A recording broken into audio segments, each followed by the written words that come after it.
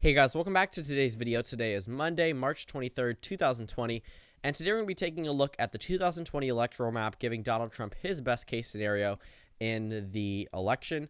So pretty much we'll start off by characterizing every state the same way that it voted in 2016.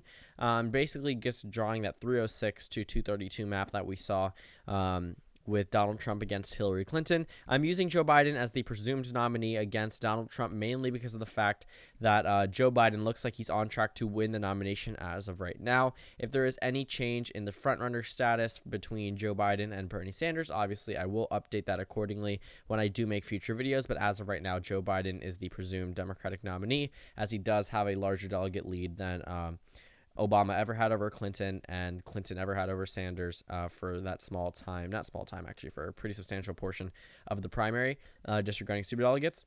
But let's go ahead and just take a look at where Donald Trump can improve. So obviously not every single one of these states are going to be considered safe states, regardless of Donald Trump having his best case scenario.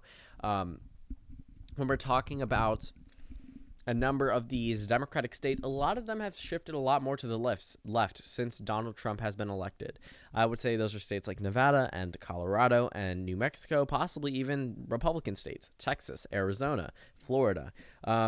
A number of other states, Wisconsin, Michigan, Pennsylvania. A lot of these, when we're talking about a general 2020 election electoral map, doesn't end up spelling out good news for President Trump. But this is a best case scenario for him. But still, we do have to adjust these states accordingly and move them into margin. So Nebraska's 2nd district would be considered a likely state. The rest of these states, almost the rest of them, could be considered safe. I'm not going to go too far as to say Texas will be considered safe, even in Trump's best case scenario. I think that a number of these Republican states, we can start off just by characterizing them as likely, which is possibly a stretch even for some of them. I could see Iowa narrowly being safe, even though Ohio and Iowa voted roughly the same margin. Iowa was a little bit more than Ohio, and Iowa surprisingly actually voted for Trump more than Texas. But I would say that Iowa does go ahead and move over into the safe column. I'm thinking maybe barely cracking 15%, but I think that Ohio probably peaks at 13-14% for President Trump. These are already Republican states, so just characterizing it that way. As for Maine's 2nd district, I would actually consider keeping that one in the safe column. As for the Rust Belt, President Trump probably could narrow out a 5 to 6 point margin at best out of some of these states. It still characterizes those states as likely, but I don't think that he's going to see any type of safe margin in any of those states. But other than that, those are pretty much the rundown of all the Republican states in terms of margins shifted further to the right.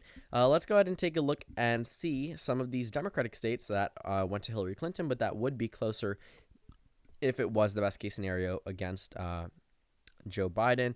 So states like Nevada and Colorado and New Mexico are always interesting. I'm going to characterize the safe states that probably aren't going to shift, but just slightly move them over a little bit further away from the Democratic Party. That's just mainly because it would be moving down into a likely margin, still a victory regardless, but a likely margin nonetheless. Probably Maine's 1st district would be considered likely still, even though it's overwhelmingly a Democratic district. But let's talk about some party flips. Well, where Donald Trump is probably going to target regardless of this being his best case scenario is probably Minnesota, Colorado, Nevada, and New Hampshire. These are states that are already in limbo based off the 2016 results. They were within striking distance for President Trump. Hillary Clinton did hold on to all 4 of those states, but they were narrow margins in Minnesota and New Hampshire, especially. I think New Hampshire was less than a percentage point, 2,000 votes, and then in Minnesota it was by 1.5%. Colorado and Nevada were still close as well.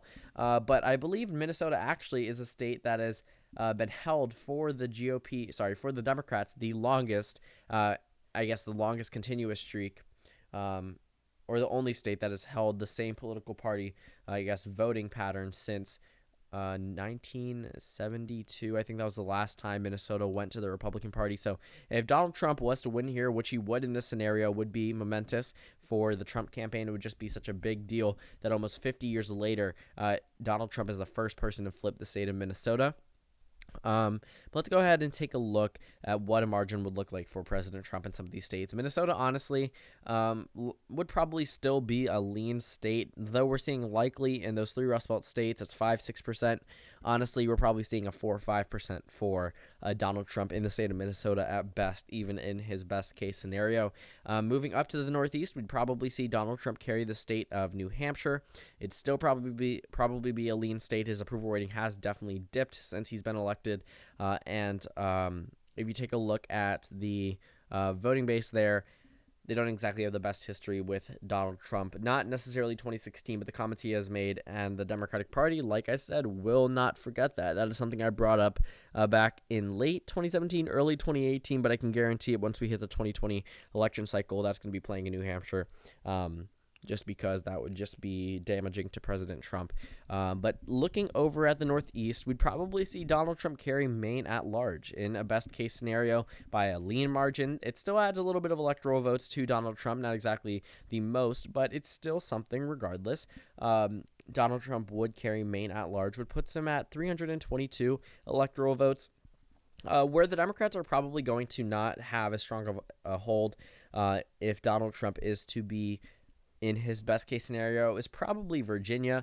Honestly, at this point, Virginia is a Democratic state. Not a safe Democratic state, but I would say it's roughly around the same area as Nevada. And though Nevada seems like it's a swing state every election cycle, it consistently underrepresents Democrats and overestimates Republican vote. The 2018 Senate elections predicted a Republican victory in the polling data, predicted a Donald Trump victory in the polling data in 2016. So I'm saying Virginia is definitely somewhere around there. The 2017 governor race was definitely a big sign for Republicans, and that flip in a number of the House seats that this was not their time. The 2019 statewide elections flipped the House seats in the state of Virginia. The 2018 midterm elections, we saw elected new congresswomen and congressmen into the House of Representatives, and we saw a hold for, 4 more years heading into the, governor race in 2017 as well. 2018 still statewide voted for the Democratic Party. And then go ahead and take a look at what's coming up in 2020. Virginia has just been consistently moving further and further to the left and disapproving of the president at a more drastic rate than the rest of the country.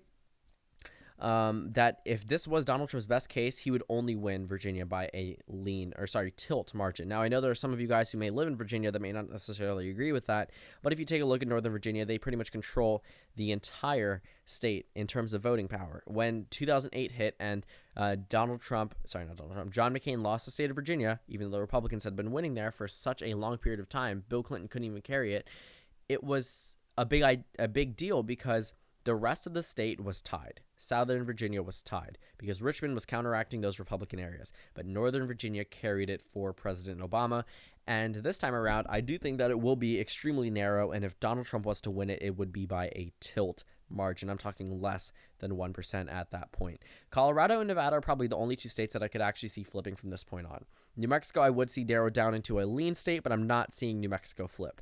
As for Colorado and Nevada, I would say that Donald Trump could win the state of Nevada by a likely margin. Though it is comparable to the state of Virginia, the voters there are a lot more easily swayed than Virginia voters. Virginia voters have been consistent with the Democratic Party, whereas Nevada, not so much. Within those midterm election years, it's still fine with electing Republican senators, even under Obama's era, which we didn't necessarily see in the state of Virginia.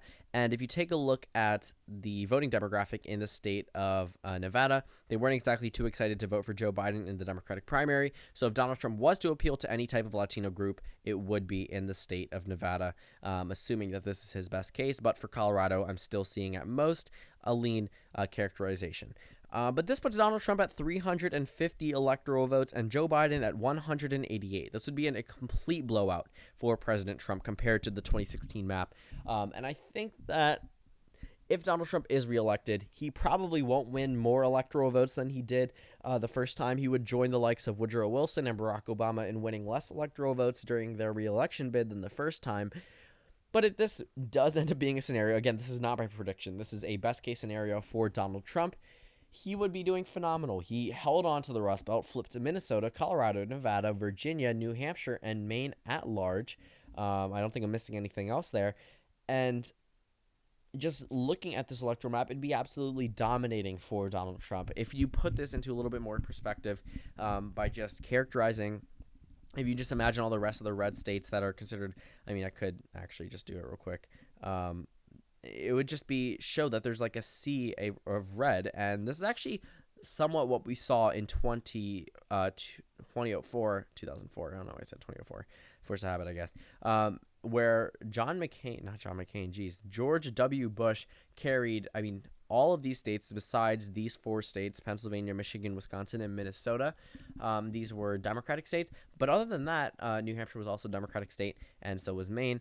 New Mexico was a Republican state. But other than that, it was a red sea. And at this point, honestly, you would see how much of a Republican victory this would be. As for the Democrats, they do have other types of staggered victories, but this just puts the map a little bit more into perspective about how absolutely dominating this electoral map would look for President Trump.